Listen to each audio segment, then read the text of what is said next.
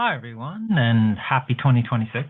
And may all your roles be fortunate ones in this year, in this new year. How we define fortunate is interesting, right? Because what might seem fortunate now might not work out later, and what might seem unfortunate now might work out. So it's hard to tell sometimes. But in any case, today we're going to continue with match six, game six, after a exciting comeback, an amazing, impossible comeback by Black in the last game. The score is now 4-4. That is three-way, right, to seven.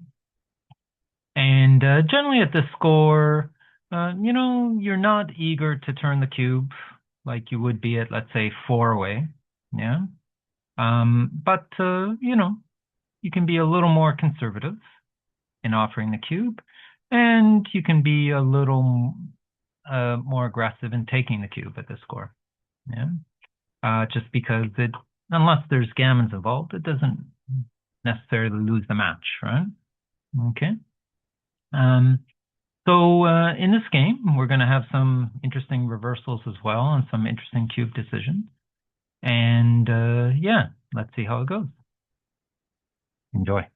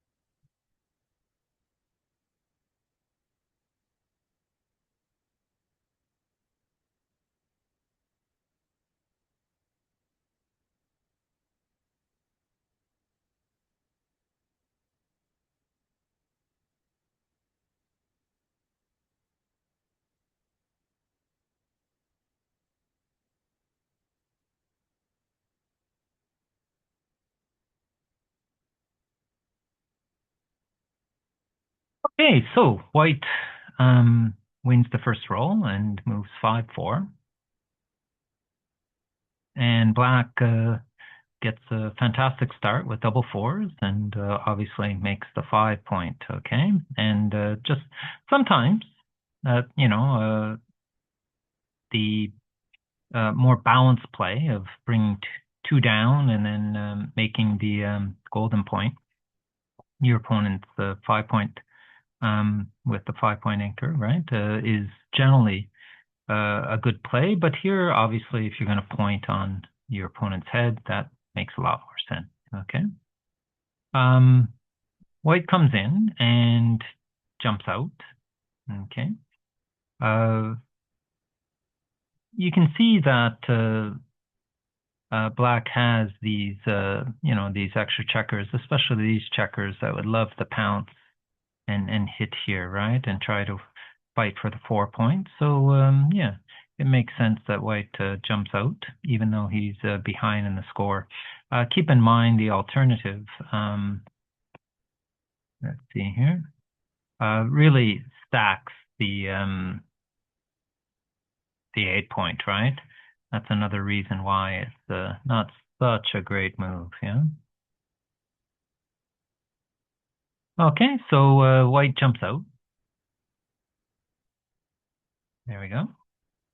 And black rolls a 4-2. Now this is an interesting moment because it is natural to hit, but XG, has a slight preference, very slight preference, for actually making the 4 point. Okay, unstacking the 6 point and building that strong forward position.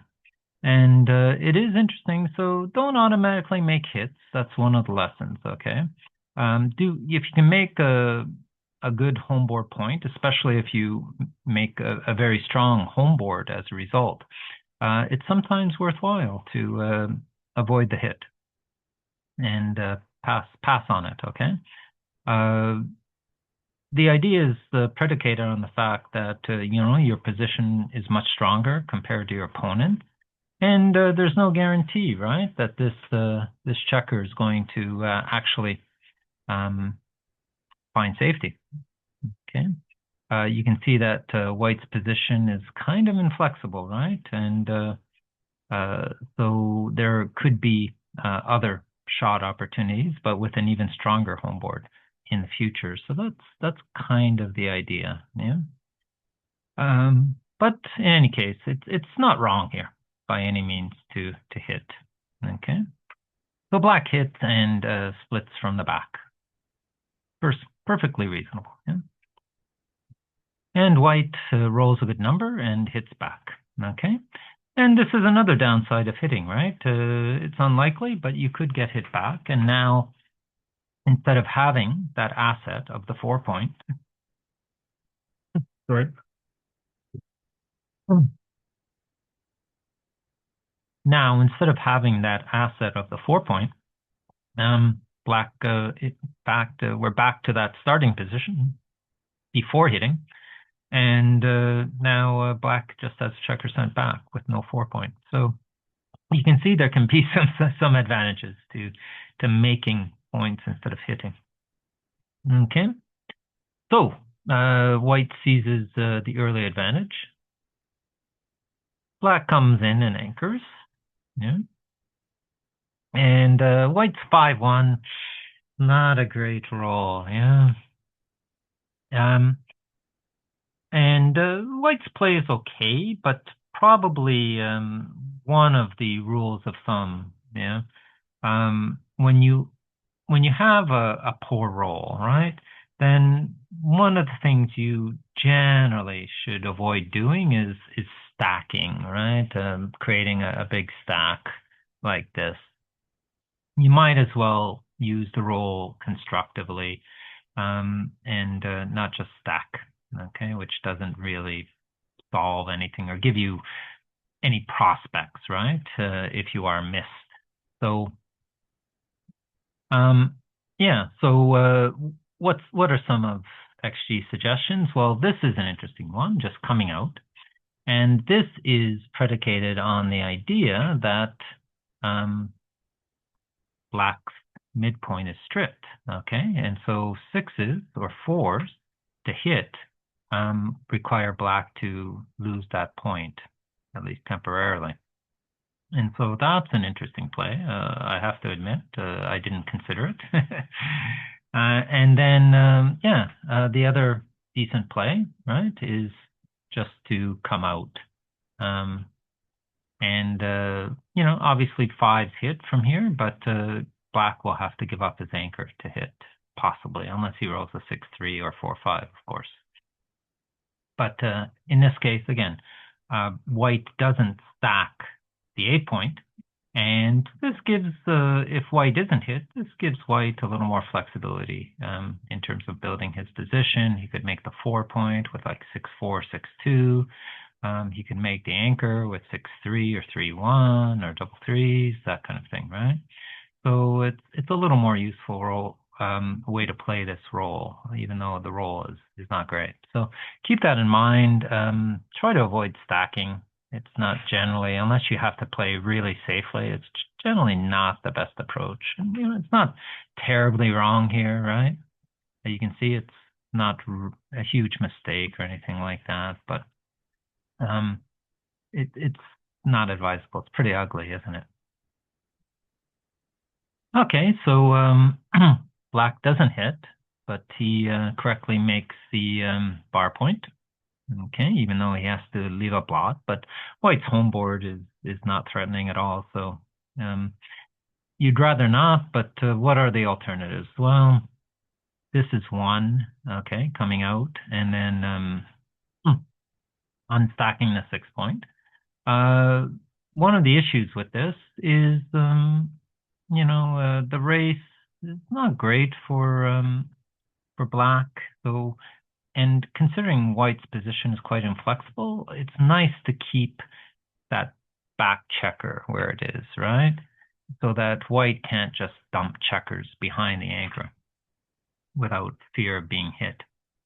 So that's one reason why it's not optimal. It's not a blunder, but not a great idea.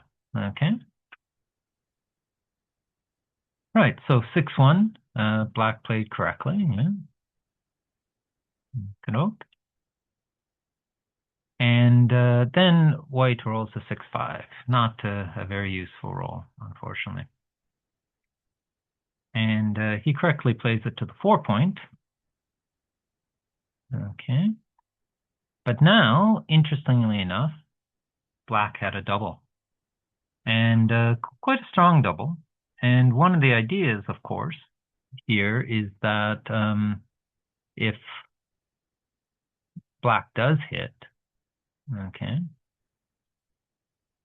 then, black has a decent anchor. White's position is really undeveloped, okay? And yeah, there are even some decent gammon chances. You can see that it's 22.5%, not bad, okay, which could mean the end of the match. But I suppose it's interesting because there are a couple of things that on face value argue against doubling.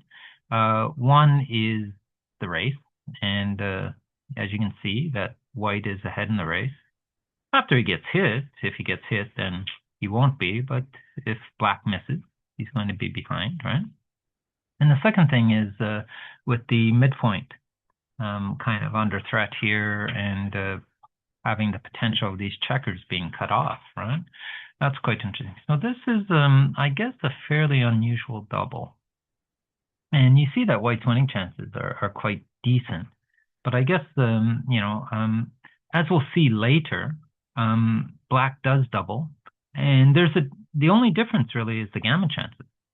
And so in this position, it seems that the gammon chances are the overriding factor. Okay, that makes this a double. And that's kind of interesting, yeah.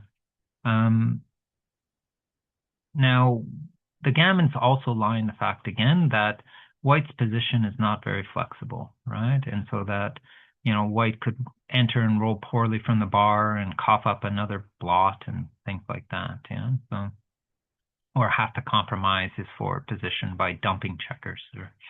So it's interesting. It's interesting. I wouldn't have thought this was a double, but I can see that especially like white's position is really poor, right?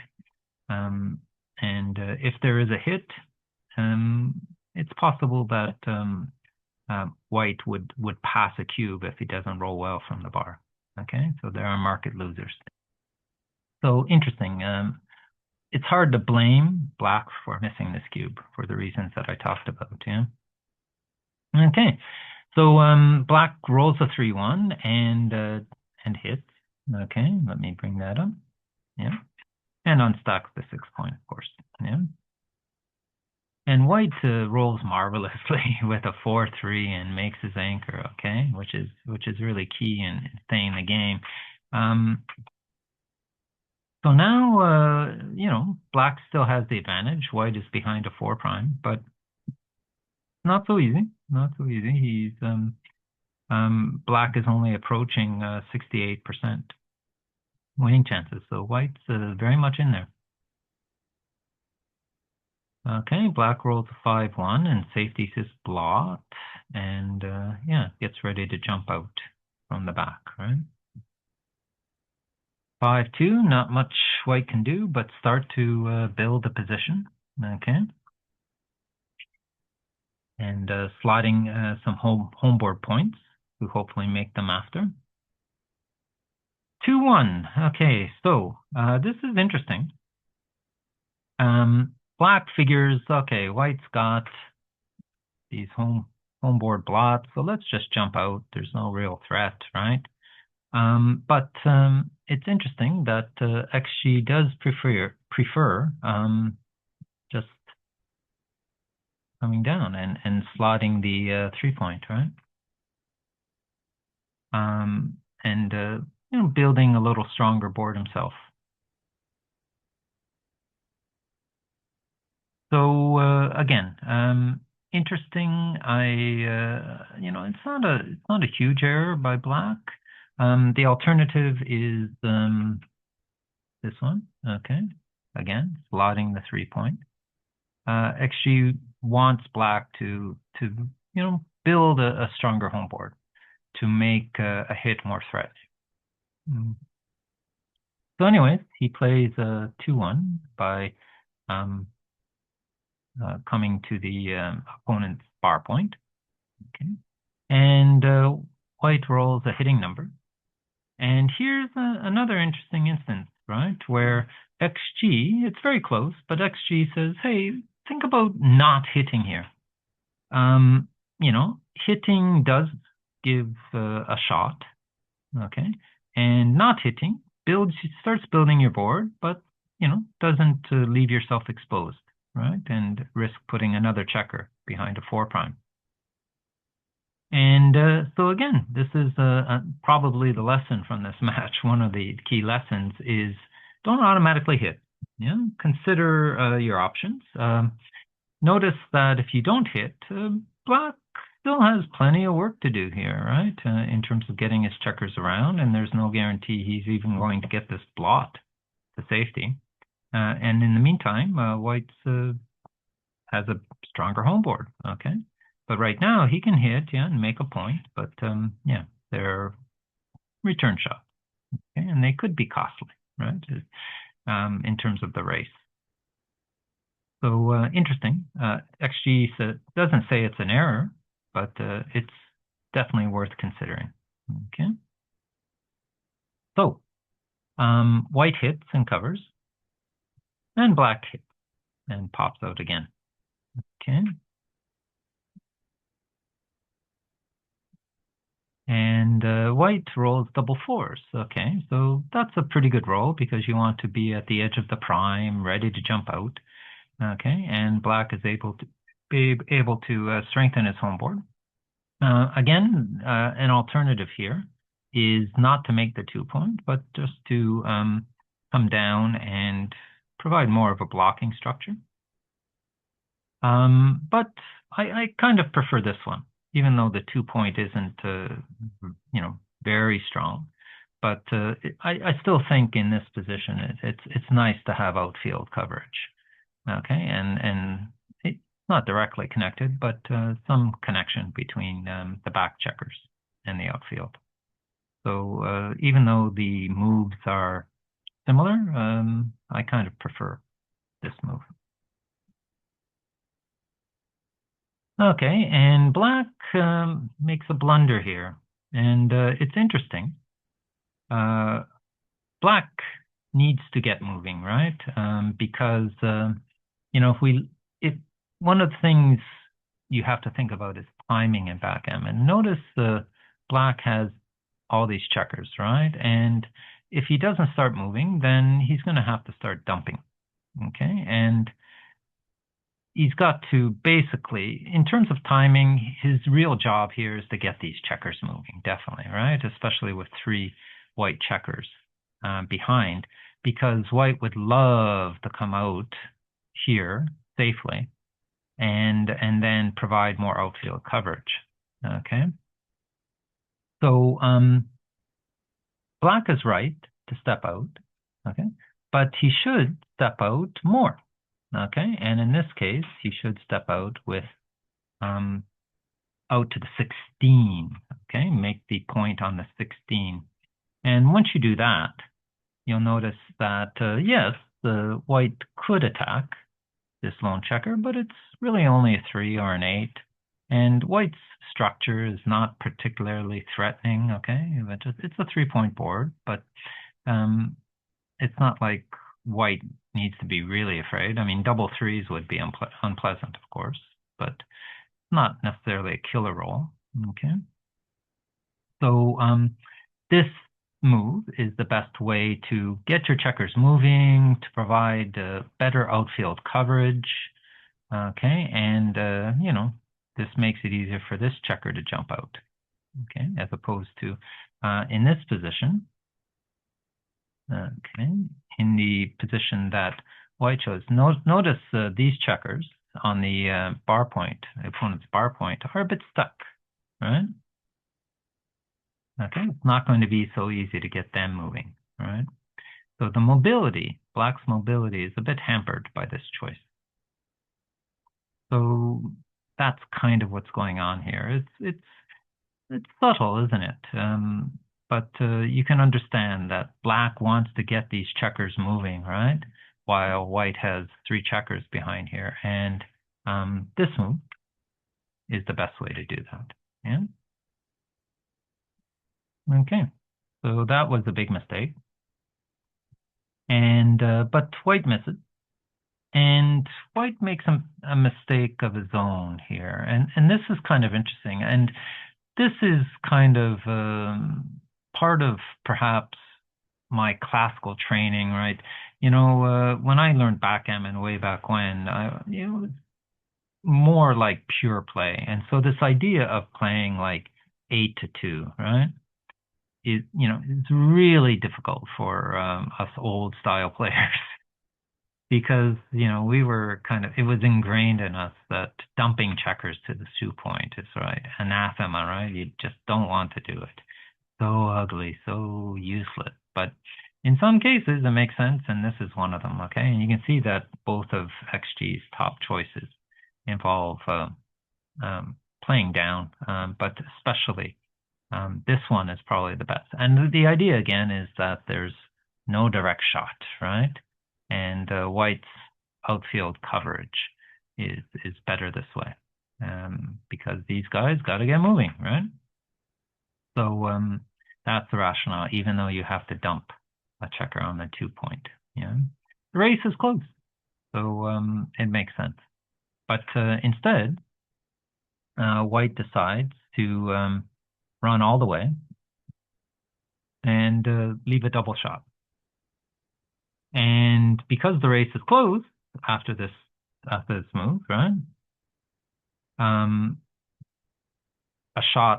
hit would be costly. Okay, sending a checker back again behind that 4-point prime and losing leverage in the race. Okay, so here the race and outfield coverage are more important than just not dumping a checker, that kind of thing. So unfortunately, it's a mistake by White. Okay, and Black doubles it. And what's interesting about this double is that the winning chances are nearly identical. Let's have a look to the previous position. Okay. You can see basically the same. Amazingly so, really. But the main difference is the gammon. That's about 12% pure gammon, which is decent, right? So in this case, it's a no double. Okay. And even though the race is basically better than the previous double for Black,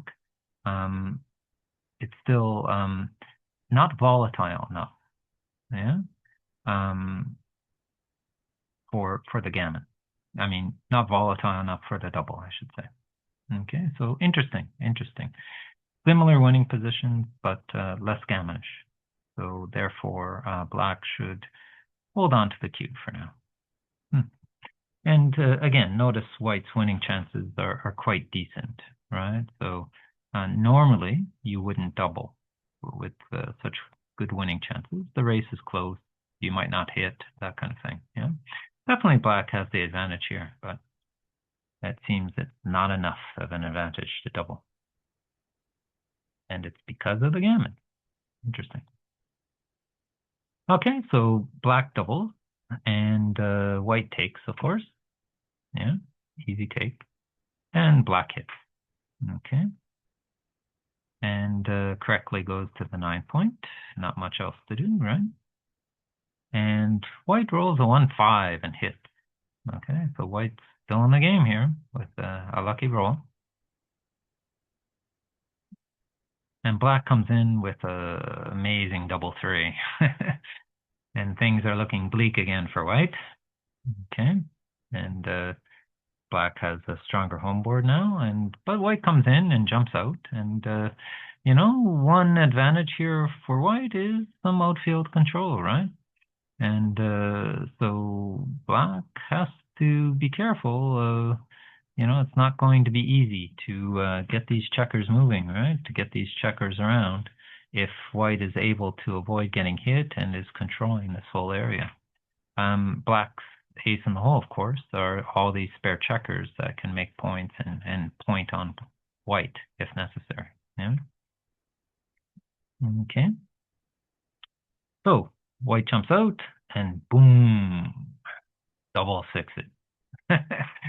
Luckily, this isn't a fatal blow. And notice if we think back, right, to the situation where black made this point instead of making this point, you can see the difference in double sixes now, right? Black is stuck here. But if he had made the 16 point, the double sixes would be super strong. Yeah, it would basically be the end of the game. So big difference in terms of that blunder. Okay, but still a good number for black's race. He does need to leave a blot though. Okay. And dang, white rolls a double six in return. Wow, double six, double six. No, we don't see that too often, you know? And so the game is going back and forth, and we're back to almost an even game now, okay? And it's interesting, right? Basically, black is ahead in the race, but he's running out of time to get these checkers going, yeah? Okay. And white has a little more time, even though, these checkers are not looking very good, okay? Right. So, black rolls a 4-1, okay, and comes in and slot the point. Actually, doesn't want to slot, but I'm sure, it's fine. White rolls a 2-1 and slots the 1 point. And black rolls a double 3. Okay, well, if he's going to extricate himself, then he's going to need to roll some doubles, so that's a start. And he does make a 5-point home board, so white has to be rather cautious in terms of leaving shots. But white rolls a double 5 in turn. It seems like you can roll a double, I can roll a double. And so the race becomes a little closer. And white's home board becomes a little more threatening. Okay. Black rolls a 3-2. Okay. Flop, that's fine. And white rolls a 6-2. Both players are kind of running out of time here, but still close. And black rolls a 4-4. Okay. Yet another double. And gains in the race again. White rolls a 2-1. Strengthens its home board. And black rolls another double. And that puts black just too much in the lead unless white can really respond with a double here, like 6-6 or something like that. But white rolls 3-2.